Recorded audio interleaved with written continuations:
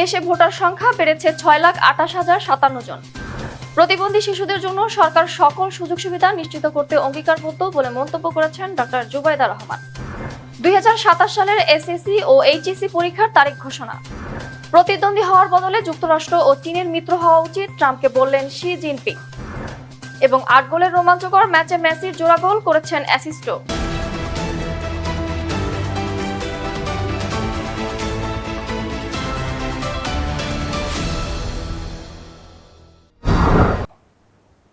আসসালামু আলাইকুম। সময়ের কণ্ঠস্বর প্রাইম নিউজে আপনাদের স্বাগত। আপনাদের সঙ্গে আছি আমি রিমা আক্তার। এতক্ষণ শুনছিলেন সংবাদ শিরোনাম, এবার বিস্তারিত। দেশে ভোটার সংখ্যা বেড়েছে ৬,২৮,০৫৭ জন। নির্বাচন কমিশনের জাতীয় পরিচয় নিবন্ধন অনুবিভাগের মহাপরিচালক AHM আনোয়ার পাশা আজ এ তথ্য জানান। এ সময় তিনি জানান ২০২৫ সালের ১৯ নভেম্বর থেকে এ পর্যন্ত ভোটার বেড়েছে ৬,২৮,০৫৭ জন। আগে ছিল ১২,৭৫,৯৫,১৮৩ জন। সব মিলিয়ে দেশে ভোটার এখন ১২,৮৩,২৩,২৪০ জন। এর মধ্যে পুরুষ প্রায় ৬.৫ কোটি ও নারী প্রায় ৬,৩১,০০,০০০। ভোটার বৃদ্ধির হার ০.৫%। জাতীয় সংসদের বিরোধী দলীয় নেতা ও বাংলাদেশ জামায়াতে ইসলামীর আমির ডক্টর শফিকুর রহমানের সঙ্গে সৌজন্য সাক্ষাৎ করেছেন বাংলাদেশে নিযুক্ত ইউরোপীয় ইউনিয়নের রাষ্ট্রদূত মাইকেল মিলার। বৃহস্পতিবার দুপুরে সংসদ ভবনের বিরোধী দলীয় নেতার কার্যালয়ে এই সাক্ষাৎ অনুষ্ঠিত হয়। এ সময় বাংলাদেশ ও ইউরোপীয় ইউনিয়নের স্বার্থ সংশ্লিষ্ট বিভিন্ন বিষয় নিয়ে আলোচনা করেন তারা। পাশাপাশি জাতীয় সংসদ নির্বাচন পরবর্তী গণতন্ত্রকে অর্থবহ করা, সংস্কার ও গণভোটের রায় বাস্তবায়ন এবং আসন্ন স্থানীয় সরকার নির্বাচন সুষ্ঠু ও গ্রহণযোগ্য করার বিষয়েও আলোচনা হয়।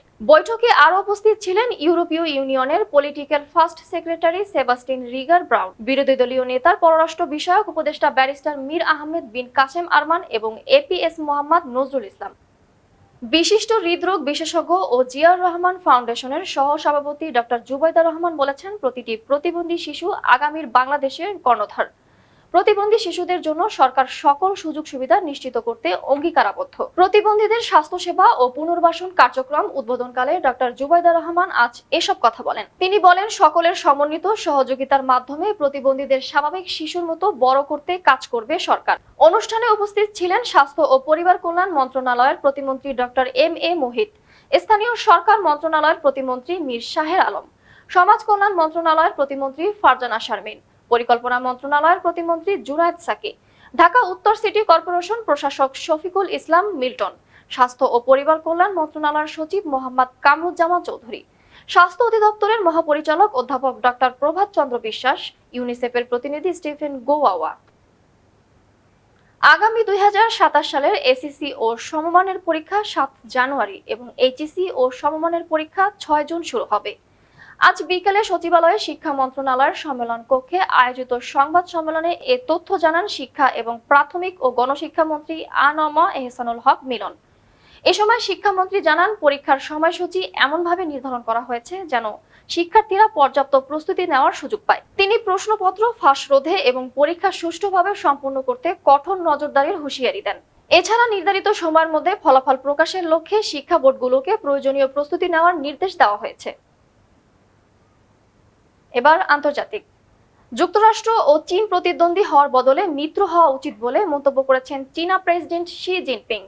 বেইজিং এ স্থানীয় সময় বৃহস্পতিবার সকালে মার্কিন প্রেসিডেন্ট ডোনাল্ড ট্রাম্পের সঙ্গে দ্বিপাক্ষিক আলোচনার সময় এ মন্তব্য করেন শি জিনপিং।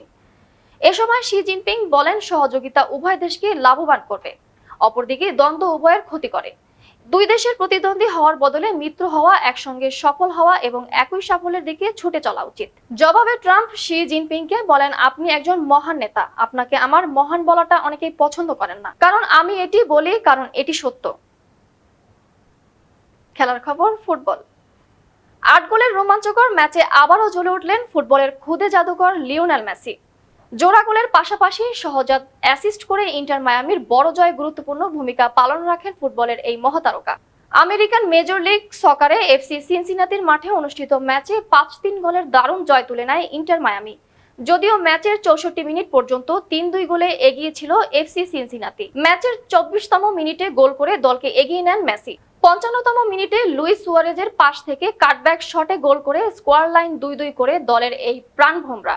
এছাড়া ম্যাচে আরেকটি গোলে অ্যাসিস্টও করেন তিনি।